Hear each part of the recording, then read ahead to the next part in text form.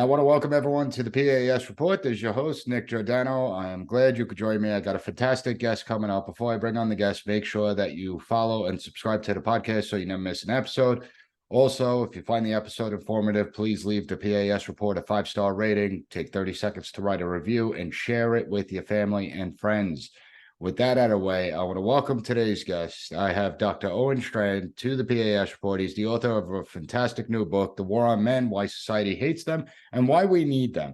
And Owen, I wanted to talk to you because I think this is probably one of the most important topics in our lifetime. I have 2 young boys myself, one's 8, one's 12, and I am teaching them how to be men. So what originally gave you the idea to write this book? Yeah, I mean, I've seen a lot of discussion about how men are toxic, like I'm sure you have. And so that's become basically just about the most common phrase around masculinity today. And then when I would speak at churches and conferences on manhood, I would sometimes use the word manly the last 5 to 10 years. And even in Christian settings where there should be an understanding of biblical manhood because of numerous texts, people would snicker. Young men would laugh when they heard the word manly. And I realized this is not a good situation. People think that any understanding of manhood, other than just being nice and being liked by people, is problematic. And so a lot of other factors conspired, but those are some of the key ideas that helped nudge me into not just speaking up, but writing this book, The War on Men. And what happened in our culture? I mean, I still firmly believe that actually women want strong men. I think that's still real, and I think the majority would actually admit it openly. But why are we seeing so many people have this disdain for the idea of manhood in today's society? Well, feminism has had a tremendous effect in America and the West, and feminism teaches us that strong men are the problem. It teaches us that assertiveness, aggressiveness, compartmentalization of emotions, risk-taking, these and other traditionally masculine behaviors are negative. They're bad. They cause men, when they combine in a man, to do bad things and to use his strength against others. What I'm saying in The War on Men is no, the exact opposite is true.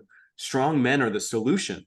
When you have evil men all around us, as you seem to, with public shootings and these sorts of phenomenons, all sorts of problems in the home, sex trafficking, on we could go. What you need are strong men, and you need in particular strong men of God, because the gospel of grace saves us and transforms us as men and then sends us out to be loving toward others, to be a protector, to be a leader. So feminism has said all strength that is masculine is bad. And what I am trying to say is no, strong evil men are bad. Strong good men are what we need. In fact, that's our greatest need in terms of church, home, society, and on it goes. Absolutely. I mean, if it wasn't for strong men, how would World War II have played out? I mean, I think it would have been a much different story because, as you said, we do have to differentiate between good men and evil men with evil intent. And it's funny because you listen to the feminists out there. Well, obviously, we have strong men because men are dominating women's sports. They're breaking records that were long held by women. So what happened to this feminist movement that they don't mind men dominating their own sports?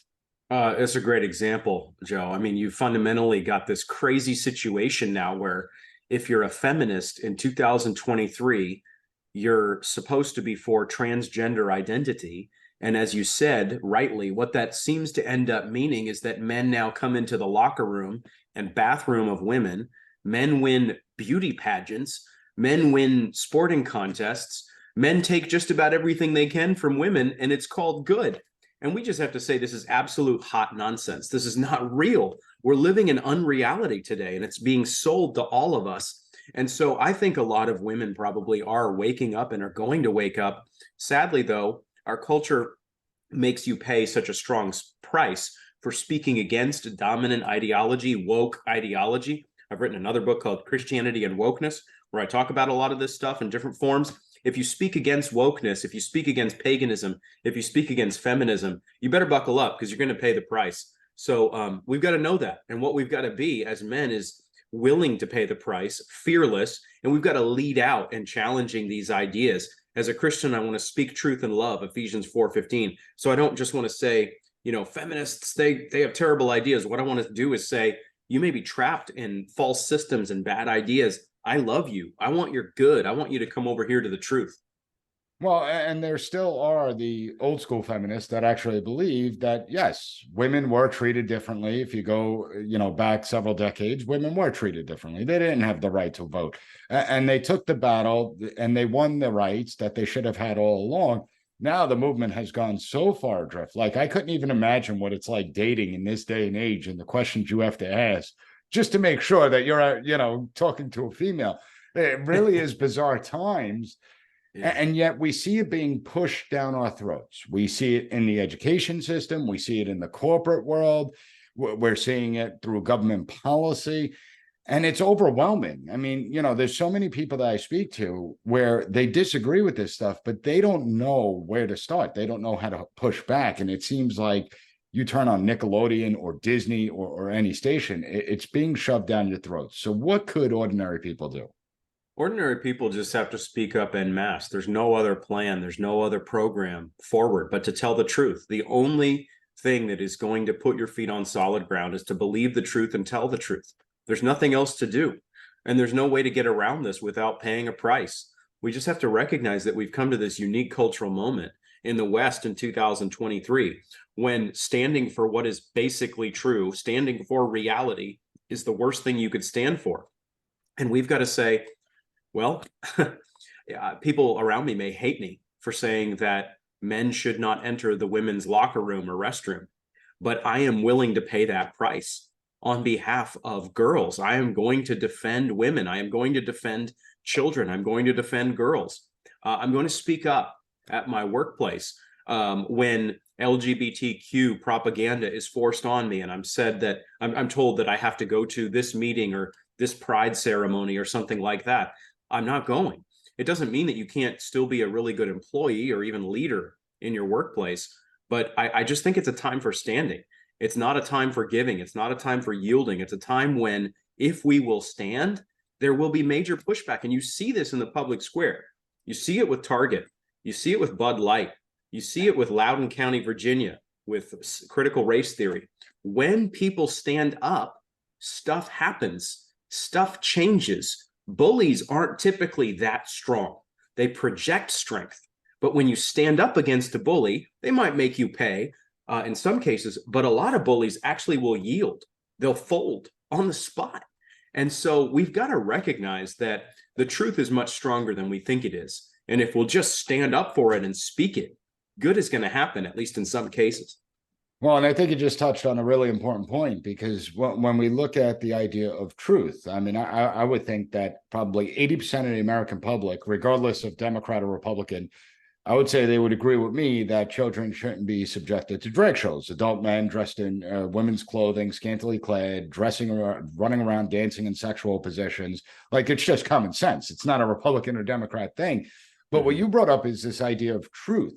And today we are witnessing truth under attack all over the place. They introduce this concept of my truth. Now, to me, truth exists. Whether human beings want to accept it or not does not matter. It does.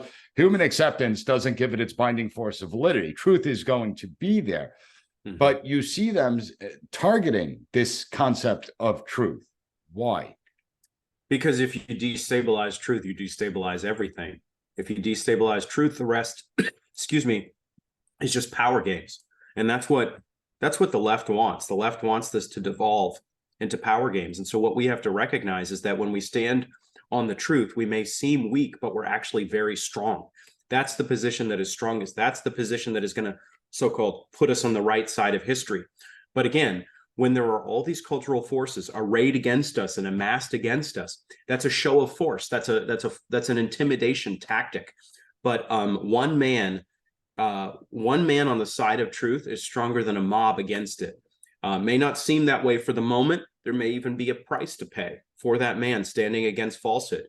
But one man standing on the side of God, on the side of truth, is stronger than an entire mob standing on the side of ideology and lies. And we have to know that, and we have to live by that today, or else we are going to be washed away. Yeah, and everyone should be aware. It's a fringe mob. It's not like this is a large group of people that actually think this way. It's a fringe mob, but they have the loudest voices, and that's why they've been successful. Now, one of the things that I recently spoke about was our education system, and how our education system is really one of the biggest problems when it comes to the idea of masculinity. We have several districts throughout this country where there's official policy to hide things from parents. But not only do they hide things from parents, they tell the students not to tell their parents. Now, to me, that's devious, because what they're teaching these kids by saying, don't tell your parents, they're teaching children not to trust their parents, that their parents are against them. What would you say in that position to any parents in those school districts that are facing that? Take your kids out of those schools. That's what I would say. You don't have to do that. I don't mean that's the sign of virtue.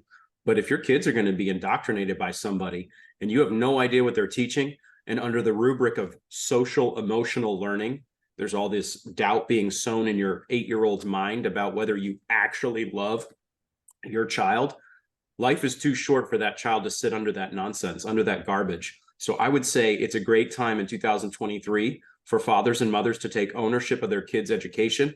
It may require some fancy footwork in terms of shifts, in terms of work, in terms of who is home, in terms of homeschooling the kids, if you can do that, or there may be another schooling option that is open to you. That's great. But I would just say, do not hand your kids over to the pagans. Do not hand your kids over to woke voices. Do not hand your kids over to those who are going to teach your little boy quietly, without you even knowing it, that his assertiveness and his aggressiveness is toxic. If that's what they're going to be told, your child is in tremendous danger, and you've got to protect them and help them. And men have to step up and do that.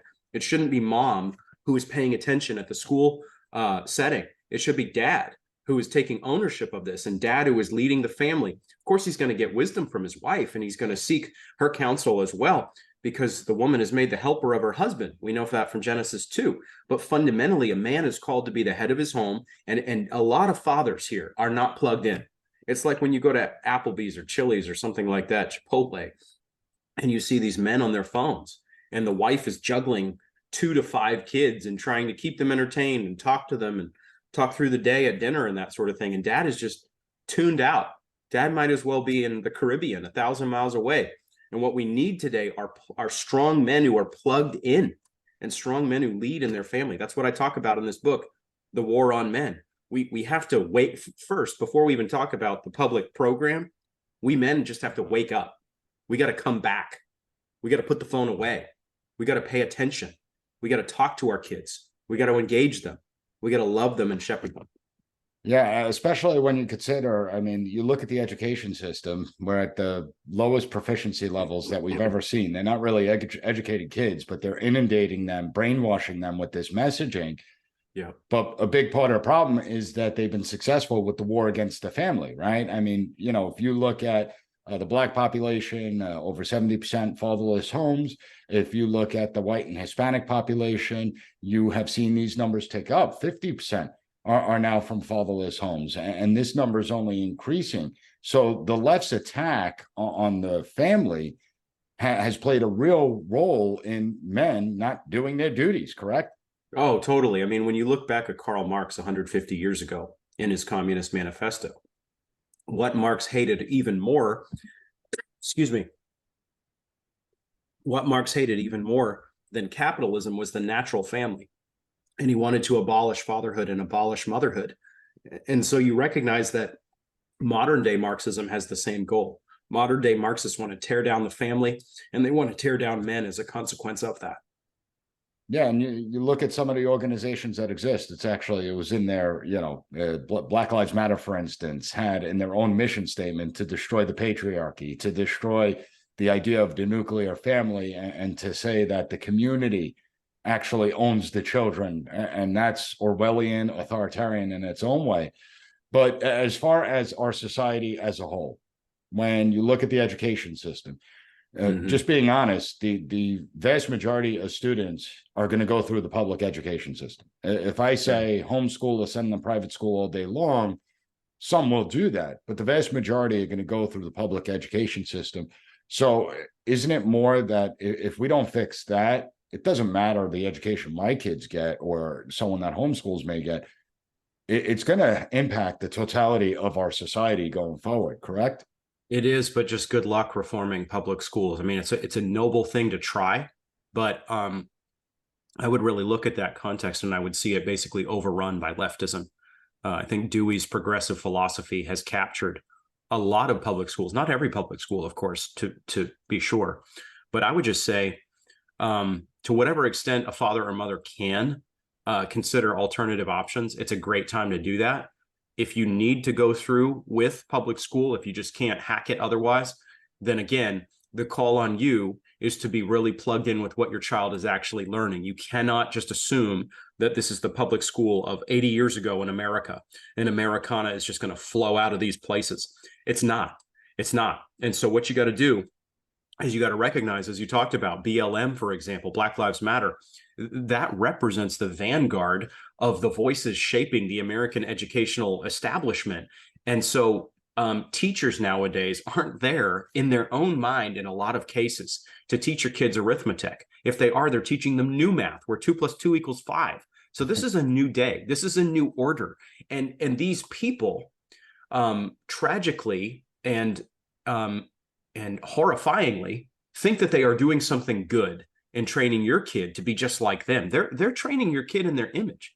They're training your kid to be a little gender activist and queer their sex by the age of 10. So I don't know what else to say, but this stuff is the doctrine of demons, man. This is stuff that puts you in contact with the spiritual realm, even if you're not a Christian, even if you're not a spiritual person. This stuff is demonic. To teach a 10-year-old that they can become the opposite sex and that they should have surgery or they should be on drugs to block the natural processes of the body. So here I just repeat myself. And to tell them not to tell their parents. And to tell them not to tell their parents. I mean, this is just evil ideology. This is not okay, man. This is not disagreeing over recycling policies. This is not the public school of 80 years ago. This is a time to wake up and take ownership of your kids. Yeah, and I think that's been part of the problem. I think too many Americans, and I understand it, particularly as a parent and someone that's in the education system, too many had a certain faith, a good faith, that the schools were operating in good faith. Sure. And then COVID came, and parents really were awoken by what they were hearing, what they were seeing, some of the assignments. And that's where we failed, because it's important as parents that regardless of the education system, but they also get an education at home. And it's our job to make sure that if they're not learning something in school, that we teach them as well. But I want to broaden it out a little bit to look at what's going on around the world. When you look at other countries, particularly countries like China, Russia, are they teaching this feminization of men? Are they pushing this idea that masculinity is toxic in their countries?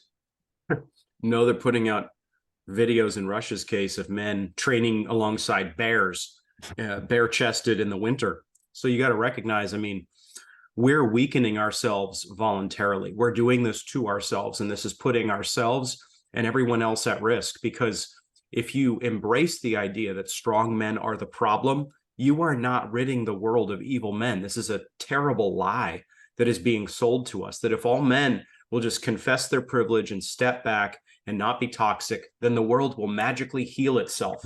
The world is not going to heal nothing, man. If you get strong, good men to step back, the world just became even more dangerous than it already is. You think about what happened in Uvalde, Texas, a year or so ago. You think about how there was a public shooter there, and the police force, the local authorities, men bearing deadly arms, were told to stand down. Yeah, they were told to stand down, literally wait outside the school so that all the boxes, PC boxes, could be checked. Well, there was one man who didn't obey. He grabbed a shotgun, or he grabbed a friend's shotgun. He went into the school, rallied a few guys, got a ton of kids and teachers out. So in order to be a strong man today, you have to actively go against the ideology around you. That's a tremendous example, what happened in Uvalde, of the fact that strong men, especially strong godly men, strong good men, they're not the problem. They're the solution.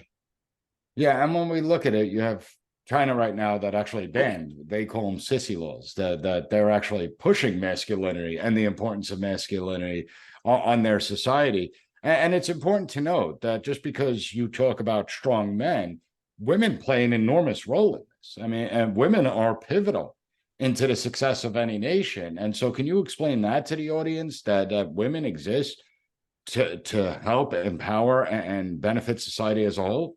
Yeah, you think about that song from, I don't know, 20, 30 years ago, Where Have All the Cowboys Gone? And you recognize that tons of women, I think you said this earlier, want a strong man. Tons of women want a man who, I approach this from a Christian angle, but in biblical terms, is going to lead, protect, and provide for her.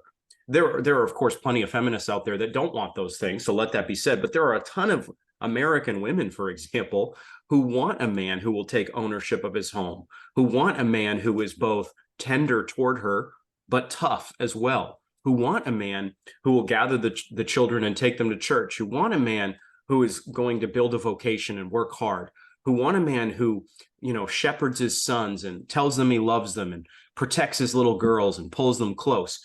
Women want that kind of man. At least sane women want that kind of man. So, and then that man, that same man that I'm just mapping out, is a man who very much wants a feminine woman. And he wants a woman who has these mothering abilities and homemaking abilities and nurturing abilities, and who has wisdom and counsel and intelligence to bring to all sorts of situations that bear on everyday life. A man who wants to be strong like me, by the grace of God. I don't want a weak woman who has nothing to say, no ideas, no original thoughts in her brain. I want a woman who can help me. That's what Genesis 2 says Eve was to Adam, a real historical Adam and Eve. Eve was the helper of Adam. That means that it's like God was looking at Adam and going, hey, bro, you're going to screw up. Yeah, you need some help, bro. You're not self-sufficient. And so people hear this whole conversation that you and I are having and the call to strong manhood in this book, War on Men, and they think, oh, it means self-sufficient manhood. It means men who never ask for help, men who never get directions, all the stereotypes, right? Doesn't mean that one bit. We're not asking our wives to lead us. That's not what I'm saying. But we are glad to have a woman be our helper, to share her wisdom, to use her gifts in all sorts of contexts. So we want that. Absolutely. I mean, you look at any political leader that ever existed, and most of them, their top advisor was their wife, their spouse. And if it was a female leader, it was their husband. So You're right about that. And when we look at civilization as a whole, you have to take risks. I mean, if we didn't take risks, we wouldn't be where we are today. And so what's the most important takeaway that you want when people read your book? Yeah, when they read The War on Men, I want them to understand that men are called to be strong. God calls men to be strong, and that we are going to all benefit and be helped and be safer when men are strong. And so I want us to understand that we have to dig in with our boys. I want us to understand that boys and young men are struggling tremendously. Chapter 1 of this book, War on Men, makes that very clear. I quote stat after stat after stat. So, you look at how young men are dropping out from school. You look at how young men, prime working years, 18 to 39 or whatever, aren't in the workforce. They're just disappearing left and right. You look at how young men are grabbing guns in broken homes and killing people left and right. We've got a lot of terrible circumstances today. Again, the woke left looks at those kind of circumstances just like we do, just like you and I do from a conservative background. And it says, men need to just be nicer. We need to just train these boys to be soft men. And the exact opposite is the case. We've got to train men to be disciplined, self-controlled, to take their strength and channel it to good ends. And ultimately, that happens when a man trusts Jesus Christ and knows him as his Lord and Savior. And from there, he's detonated. He's ruined from the ground up, but then God remakes him and sends him out to be a strong man for the good of others in the name of Christ. That's the burden of the book. But even if someone isn't a Christian, they're going to resonate in this book with both the diagnosis of how men are demonized today and the call to strength, because I'll say this in conclusion. You got me going on a jag. Men want a cause. Men do not want a little bitty life, nothing worth living for. We're all watching Band of Brothers years later, Saving Private Ryan, whatever it may be, not because it shows us how little our lives can be and how little they can count for. Whether we're the key general or a total anonymous soldier, we look back at that, and modern men long for an era like that when our lives would count. They would count for something bigger. So my prayer is just that men will see that our lives still can count. We still can make a difference. We still can be strong despite what our culture says. Absolutely. And the two most frightening things are, as you pointed out, the men that aren't in the workforce and the drop in testosterone levels. You know, you need a sense of purpose in life, and this is important. Everyone needs to check out The War on Men, Why Society Hates Them and Why We Need Them. I'm going to have links up at the PAS Report website, pasreport.com. So check it out there. Oh, and I really appreciate you taking the time out to come and speak to the audience. Thank you so much for having me on. Great questions. Enjoyed it.